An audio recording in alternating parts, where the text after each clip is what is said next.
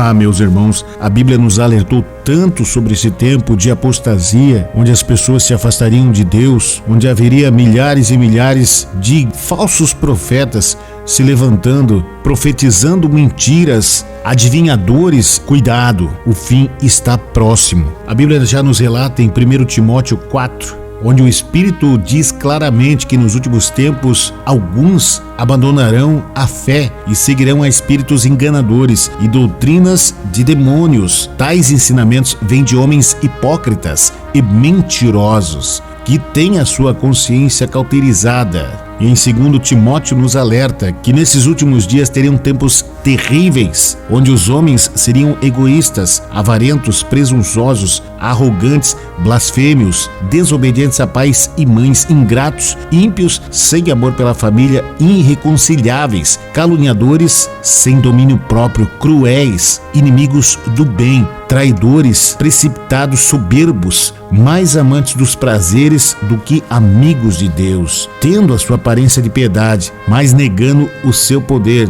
E a Bíblia alerta: afasta-se destes também. Quantas pessoas perdidas, quantas pessoas hoje nas suas casas, em meio ao fim, em meio a essa tribulação, buscando resposta para o que está acontecendo com ela. E hoje, com a internet também já profetizada pela Bíblia, nós vemos isso. Milhares de pessoas trazendo as suas visões, trazendo os seus ensinamentos. Há milhares de homens hoje dando resposta através das redes sociais, na internet, no YouTube, ao alcance de um clique. Meus irmãos, só há um lugar para você buscar a resposta: é a sua Bíblia. A verdade vos libertará. Lembre da época de Nabucodonosor, que como hoje, haviam milhares de homens, filósofos, religiosos, mestres da sabedoria, se propondo a resolver o problema do rei. E não esqueça que o rei não estava satisfeito. Cuidado, meus irmãos.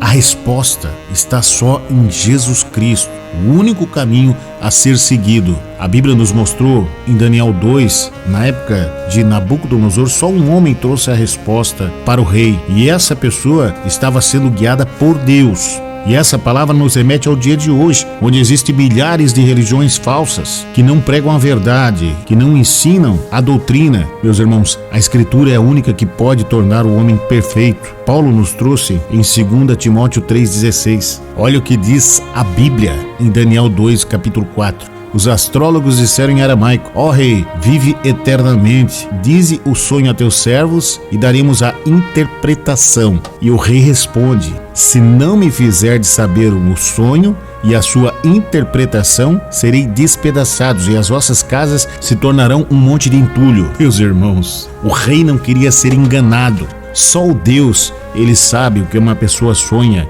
o que ela precisa, o que ela está passando. E a interpretação desse sonho e a resposta divina à revelação é entregue apenas para o servo de Deus. É a base para não ser enganado, meus irmãos. E no versículo 6, a palavra de Deus nos diz: mas se vós me declarardes o sonho e a sua interpretação, recebereis de mim dádivas, recompensas, grande honra. Portanto, declarai-me o sonho e a sua interpretação. E a resposta deles pela segunda vez: diga ao rei o sonho e seus servos te diremos a sua interpretação. Meus irmãos, o rei viu que eles estavam querendo ganhar tempo e enganá-lo. E esses astrólogos, feiticeiros da época, religiosos, falsos profetas, tentaram enganar o rei, quando veio o decreto do rei, dizendo que todos iriam morrer. Então, no versículo 13 nos diz que buscaram a Daniel e aos seus companheiros, o qual fossem mortos. Então Daniel, no versículo 16 nos diz, pediu ao rei que lhe desse um tempo para que ele pudesse dar a interpretação. Meus irmãos, então foi revelado o mistério a Daniel em uma visão. À noite, Daniel louvou a Deus. No versículo 27, ele falou ao rei, dizendo que o segredo que o rei quer, nem sábios, nem astrólogos, nem magos, nem adivinhos podem declarar ao rei.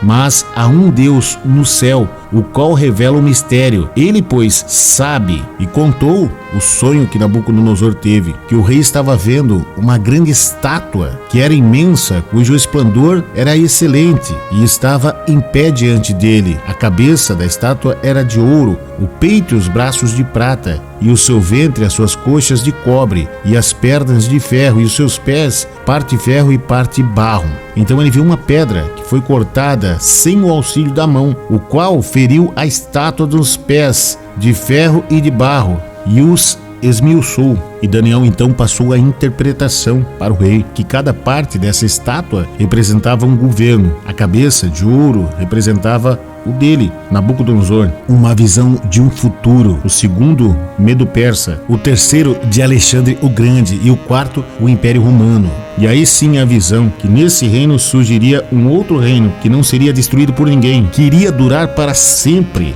E essa pedra, sem o auxílio de mão humana, Deus que destruiu aqueles governos. Uma visão que já remetia a Jesus, o Salvador. E o texto nos mostra que aí sim, Nabucodonosor, tendo certeza de que Deus havia falado, se ajoelhou perante Daniel. E no mesmo instante, de uma pessoa condenada à morte, ele se tornou um governador da Babilônia. Meus irmãos, cuidado, abram os olhos. Existem milhares de pessoas por aí tentando te passar uma verdade, mas essa verdade só está na Bíblia. Essa verdade só está em Jesus Cristo. Amém? Que Deus fale mais em seus corações. Junte-se a nós e viva o Evangelho da Graça. Junte-se a nós na Igreja Evangélica Ministério Aquele que Vive e participe das campanhas. Deus tem bênçãos para a sua vida e sua família. Igreja Ministério Aquele que Vive. Uma igreja no coração de Deus.